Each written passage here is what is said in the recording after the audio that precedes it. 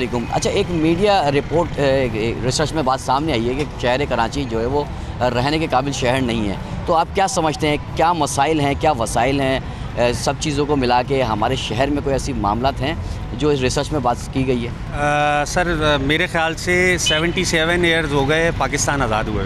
میرے دادا میرے والد صاحب کو یہ بتا کے گئے کہ یہ شہر رہنے کے لائق نہیں ہے. میرے والد صاحب نے ہمیں بتایا کہ یہ شہر رہنے کے لائق نہیں ہے, وہ بھی رخصت ہو گئے دنیا سے. اب میں اپنے بچوں کو بتا رہا ہوں کہ یہ شہر رہنے لائق نہیں ہے. بات یہ ہے, جب ہمیں یہ اتنے عرصے سے یہ علم میں ہے کہ یہ شہر رہنے کے لائق نہیں ہے, پھر بھی ہم یہاں رہ رہے ہیں. یہ میں ماسک لگایا ہوا ہوں, تعفن, مٹی, بدبو اس وقت بھی آپ محسوس کر رہے ہوں گے.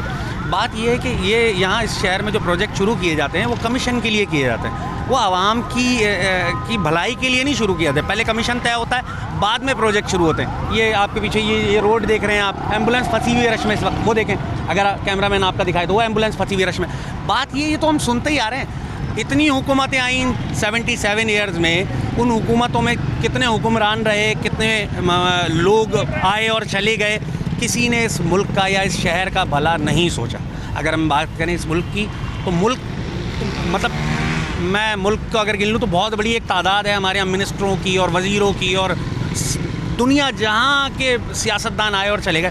یہ شہر یا یہ ملک وہیں کا وہیں ہے, کوئی بہتری اس میں نظر نہیں ہے.